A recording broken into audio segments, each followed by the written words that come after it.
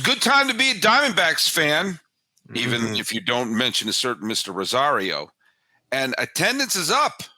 That's a good thing. And there's reasons why. This is Locked On MLB, Locked On Diamondbacks crossover. You are Locked On Diamondbacks, your daily Arizona Diamondbacks podcast, part of the Locked On Podcast Network, your team every day.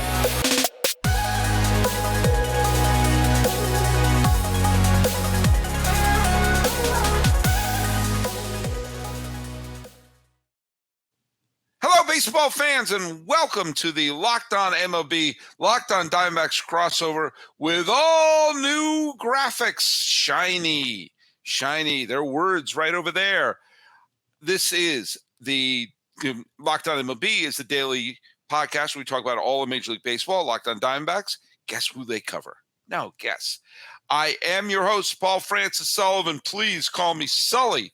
Right over there is my guest host for today. Please sign in, please.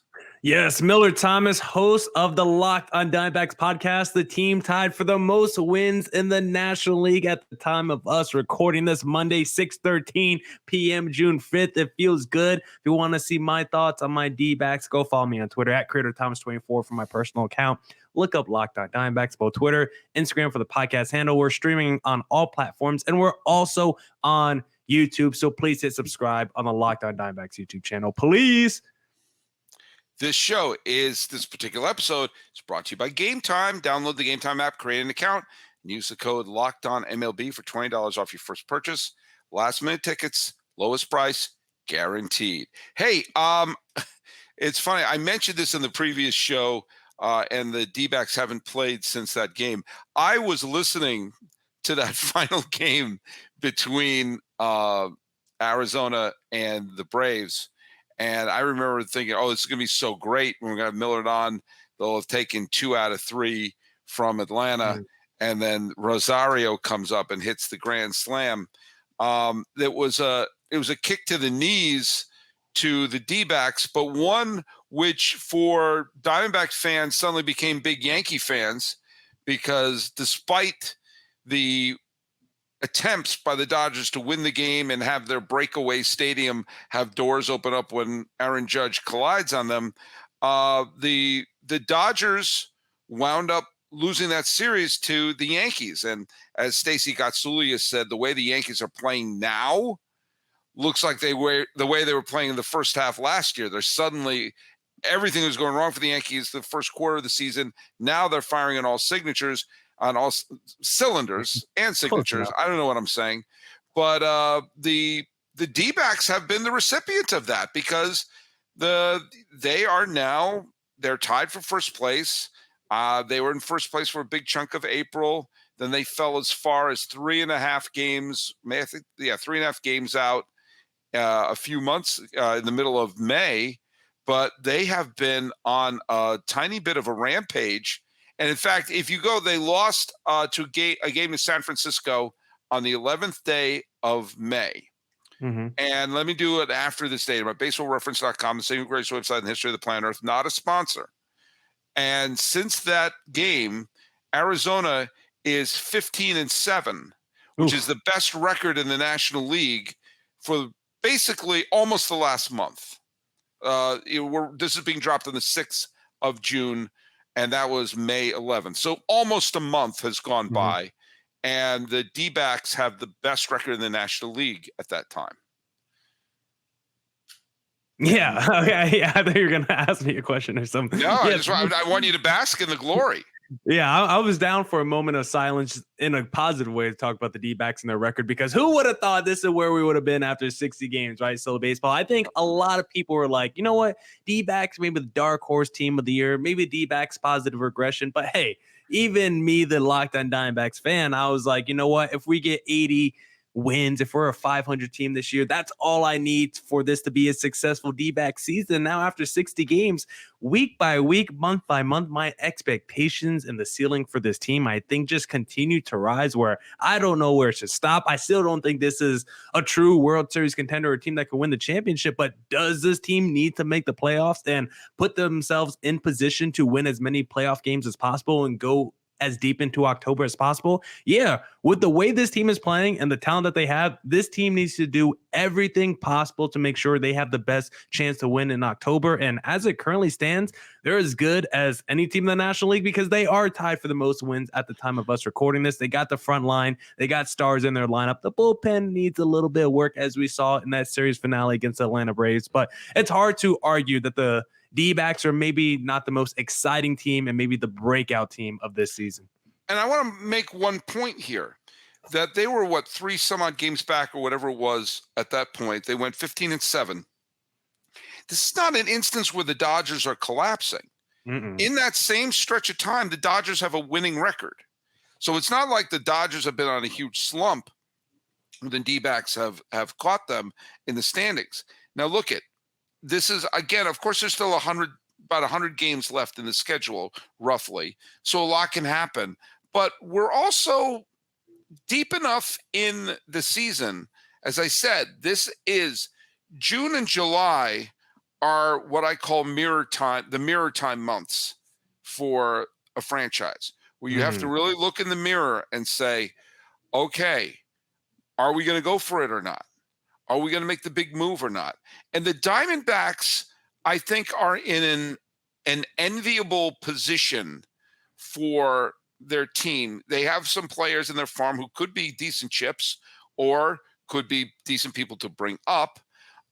It's amazing how, getting rid of Madison Bumgarner, pulling the Band-Aid off of that, has been a smart move. Zach Gallen. Yes. Gallen, yes. Merrill Kelly. Strong. That is as good a 1-2 punch in the National League. And Tommy Henry has pitched well. And, Jameson has done okay. Yeah. Not great, but he's basically he's your 4 at this point, right? He and Zach Davies would be your 4, right? Yeah, it's like Tommy Henry, Ryan Nelson, Davies, and then Dre Jameson. He's kind of like the long reliever. They like to mix him with Ryan Nelson a lot because Ryan Nelson goes like 4 innings, and then they bring in Dre Jameson to finish off like 3 after that. Fair enough. So they don't need an ace. No. They actually have decent starting pitching depth. They don't need. I don't think they need. I mean, if they could get a big honking slugger in the middle of the lineup, more power to you. Christian Walker is the only slugger they've got going on right now. If they can, as I said, you and I talked about this, if they got another just professional hitter in the lineup, just another person who's not an automatic out, I think that would go a long way. There was a great Mark Feinstein article on MLB.com a couple of days ago where he was talking about some players who are just kind of trapped in the minor leagues, like the Joe Adells of the world, who are just sort of, they need a change. They just need a change of scenery. And if I were the D-backs, they're not going to go and make the big Shane Bieber trade, but I would be kicking the tires of like saying, hey, he's just not doing anything in your farm. Can we take him off your hands and just see if that combination could work? The main thing they need to get are 1 or 2 arms in the bullpen. And if they could, the Diamondbacks came into the league the same year as Tampa Bay. If they could find their inner Tampa Bay, and Tampa Bay has that ability to find that pitcher who is being misused in an organization and to get him and say, hey, we need you to throw these 2 pitches in these situations, and we're going to use in these parts. They need to find their inner Tampa Bay and get 1 or maybe 2 arms in their bullpen to give them that added piece of bullpen depth, because this doesn't look like a fluke team to me. Yeah, and I think go run. It's your team. Okay. I was going to let you finish, but I was just going to say, and I think the D-backs are going to make all the moves possible because they've talked. I mean, if you listen to Locked On Diamondbacks, they've talked so much about how they have a sense of urgency when it comes to this season. And it all started when it came to that Madison Bumgarner move because he was so bad for this D-backs franchise. Not just this year, but the past few years. So cutting him and sending him off to greener pastures signified to the fan base the D-backs are taking this season seriously, and we've seen it with other moves. Alek Thomas, one of the heralded prospects in this D-backs organization. You're struggling after a month, you're getting sent down to AAA. Jake McCarthy was maybe the best player in the second half of the season for the D-backs last year. He was sent down after 3 weeks. He's back up now, but the D-backs have a revolving door at outfield, and basically who's ever hot is getting called up and staying on major league level. If you're cold, you're being sent down. They want the best players playing at all times. You're going to see this in the rotation with their youngsters. You're going to see this in the bullpen when you got the closer committee. That's a revolving door. Who's ever hot in the closer role is going to stay there for a prolonged period of time. So the D-backs right now are not afraid to make some cutthroat decisions and make sure you have the best players playing at every possible position. And I think once we get to the trade deadline, or even before it, the D-backs are going to sniff around some moves. I don't know if they want to necessarily even upgrade the lineup. I don't know if they want to go after a guy who's in AAA. I think if they do go after someone for their lineup, I do think they want someone maybe established. I don't think they just want someone that's a question mark that's going to go in the lineup and take opportunity away from other guys. I think they want someone established, but most importantly, I think they need a closer, someone that you can definitely trust in that ninth inning, because the D-backs have a whole bunch of relievers who you trust in the seventh or eighth inning, a whole bunch of setup guys like the Shea Finns and Miguel Castro, Scott McGuffs, but no one that you trust to come in with a one-run game and needs the 3 outs to shut the door. The D-backs don't have anyone in their bullpen right now that could do that.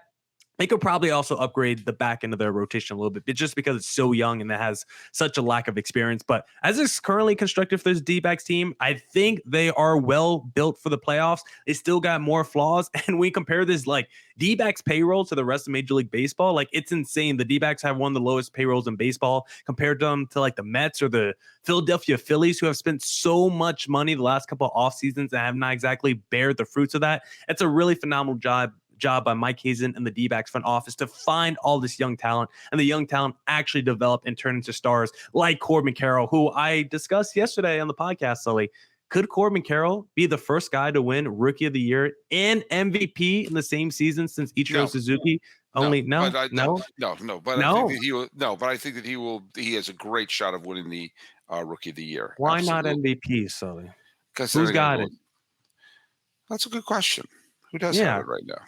I was looking at it yesterday. Acuna is definitely the favorite if you look at it. Yeah, I would say Acuna right now.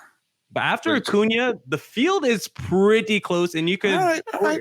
Maybe I was quick. Maybe I was too quick. Yeah. Well, look there's great teams and great players all around the league, and we're going to see that. When we talk a little bit later, we're going to talk a little bit about attendance. Mm-hmm. Now we're also going to talk a little bit about Jacob Degrom and sadly what happened there. But attendance is up, and that's what we're going to be talking about in the third segment of the show. But attendance requires buying tickets. Oh, and what do you think the best way you would buy tickets? Or how would you buy yourself tickets? Let me get my little video overlay for my YouTube audience, because there's only one place that I'm buying tickets in today's market, and that is GameTime, because GameTime takes away the stress. Buying tickets shouldn't be a stressful activity, and so many times it is, but not when it comes to the GameTime app, because if you need flash deals and last minute ticket offers, GameTime is the place to go.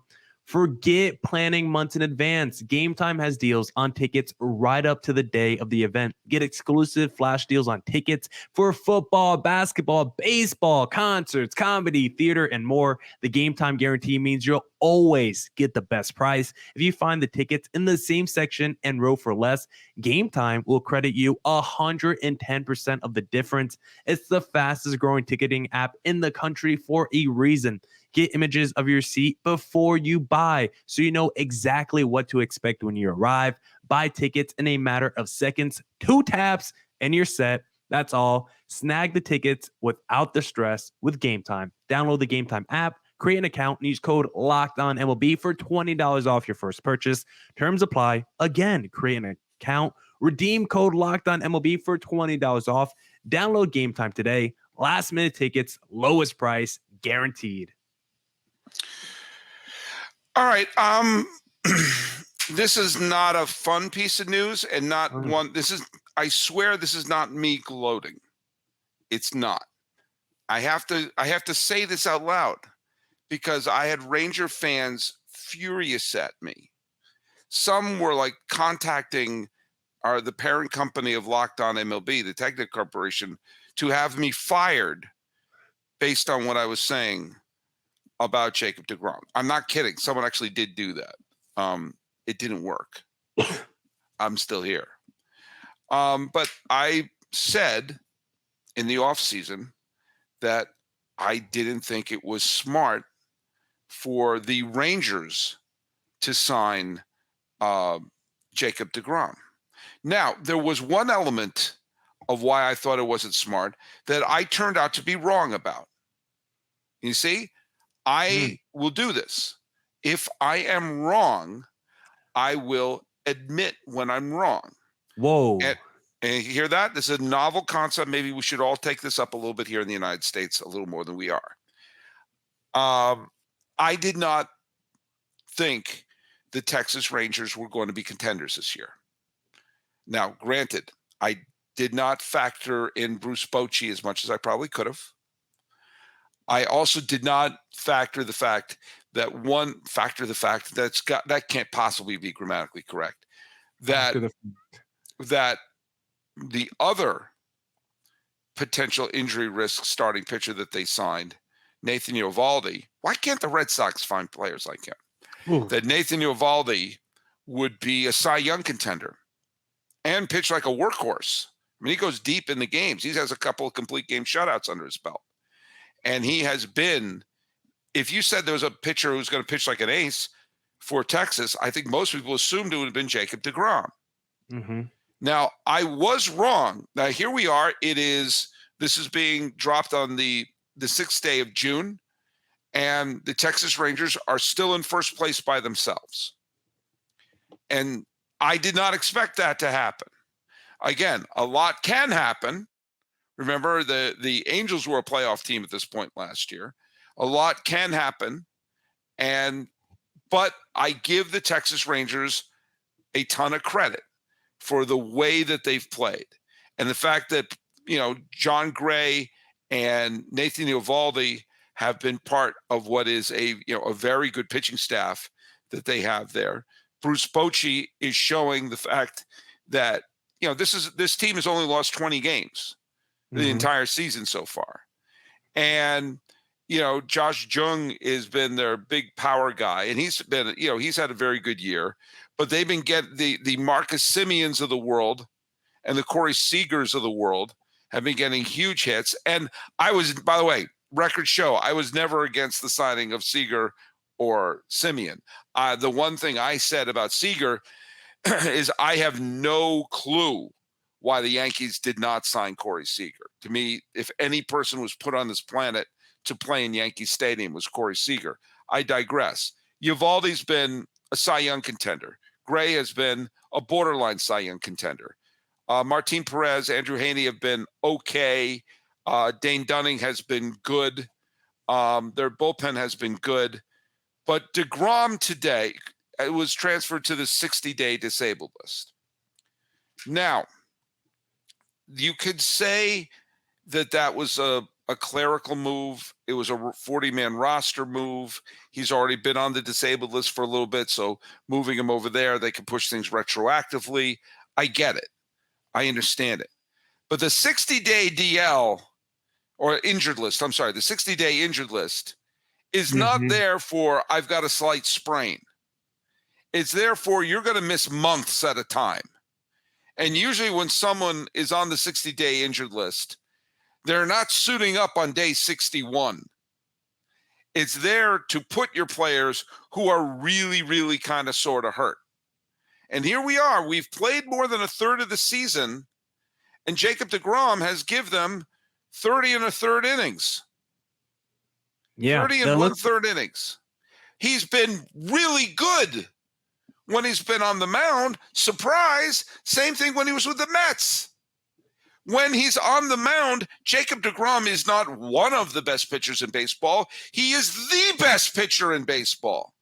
But there lies the rub, as the Bard said. Getting his butt on the mound has always been an issue. And when I was saying, I see no evidence that this guy is going to go through a season and pitch like a workhorse like he had in the past with the Mets. And people were yelling at me, saying, you're stupid, you're this, you're that, I'm going to get you fired. I was right. And I don't want to be right. Baseball's better when Jacob Degrom's healthy. And think of where the Rangers would be if he gave them more than 30 and a third innings over more than the first third of the season. When is he coming back? Nobody really knows. When you're on the 60-day disabled list, you can do all sorts of shell game stuff. You can move players around the roster and everything like that. And people aren't on the 60-day DL because they're right on the verge of getting healthy. And it's sad, but I wasn't wrong. I was wrong about the Rangers being contenders. That I was wrong about. But I wasn't wrong to say that, yeah, this was they're not going to get much out of him this year. And I stand by that. And the earliest he could be reactivated, I think, is June 28th. So I don't know if he'll even hit that mark. For Jacob Degrom, I mean, I didn't have an issue with the contract in terms of annual value. I didn't have an issue with giving a contract to a guy of his caliber. My biggest issue with the Jacob DeGrom contract was the length of it. What was it, like a 5 or 6 year deal for a guy at 35 years old? I actually would have been okay giving him the same annual salary if it was like a Scherzer Verlander deal where it's like 2 to 3 years and you're overpaying him there. 'Cause at least it's a short term where you don't feel like you got this big burden on your shoulders over the next few years. And now it's like, he's 35. The first season of that deal is already looking pretty shaky. How long can you last? But if you are the Texas Rangers, could this be potentially a blessing in disguise? Let me spin it for you, Sully Baseball, because like you said, they're already 18 games above 500. The rest of your rotation's already looking good with the Grays and the Eovaldis. Your lineup is doing good. If you are the Texas Rangers and you keep on mowing along all season long, you get to August and you're like, you know what? We are not the best team in the division, but we are one of the best teams in the American League. We still got the best run differential, and we're right in the mix for maybe a potential World Series appearance or at least a championship series appearance. How long should we keep DeGrom out for? Should we say, you know what, DeGrom, we're so good. Don't come back until late August. Don't come back until early September. Let's keep you out and let's make sure you're just healthy for the postseason, because if you could play it like that when you're the Rangers and you could keep this winning percentage up until September, and then all of a sudden you're adding that talent of Jacob Degrom and you say, you know what, we just need 6-7 starts from you for this postseason. We just need 5 to 6 good starts. We don't need a 32 starts over 200 innings. No, if you could give us 30 innings, if you could just basically give us, we've already given us this year, pre-injury, but now just translate that to the postseason. If you're the Texas Rangers, I think you would kind of take that scenario if you could keep this winning pace up and then add DeGrom later in the season, right as you enter the postseason. That's a great point.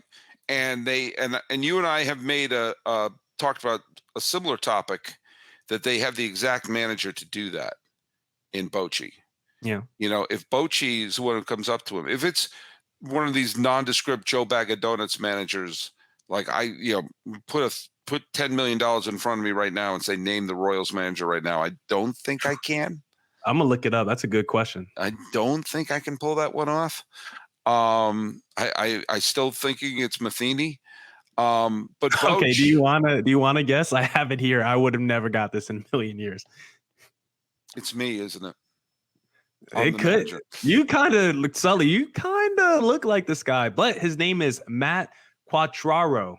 I believe that's how it's pronounced. Oh, he was in the Rays organization. That's right. Yes, Matt Quatraro. Yeah, all right. Quatraro. I think that's how you pronounce it. The fact that we're okay.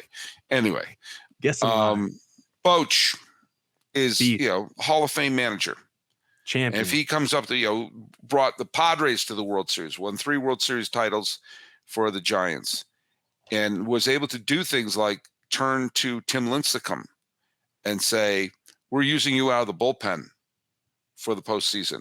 Turn to Barry Zito, who at the time was the highest paid player on the Giants, and said and was healthy, and said, we're not putting you on the roster. It's, he can make these calls and has the multiple rings to show for it. So you're right. If he comes up and he says, hey, DeGrom, we know we can't count on you for 200 innings, but give us the outs we need in October and make it worth our while. Yeah. They don't look at, I want the DeGrom signing to work. I do. But you're right. I mean, if they signed him to a 1-year deal or a 2-year deal, I wouldn't have said a thing. Mm-hmm. It's the length of that. He's not suddenly going to get healthy. He's not going to become and this is what I said, he's not suddenly going to become a workhorse later. And someone took issue saying that implied that I was saying he never was a workhorse, which Okay. is nonsense. He was a workhorse with the Mets, but to say that he is going to go from an injured pitcher to suddenly be a workhorse again in his late 30s is nonsense. Quick So question. you have to use him perfect. Do you think the Rangers should attack the rest of the season as if they're not going to get Jacob Degrom back? Like, should they just keep playing out this season? Like, and maybe you sniff around the deadline and still try to go after a high quality starting pitcher? Jacob Degrom should be like the $20 bill you find in your winter coat that you forgot was in there. That's a great feeling. Yeah. You go, oh, look at that. I got Jacob Degrom, but That's like 100 right there. Yeah, I know. So if you go into with that mentality, great, then it's a bonus. But if you're going to count on him, well, that's not so great.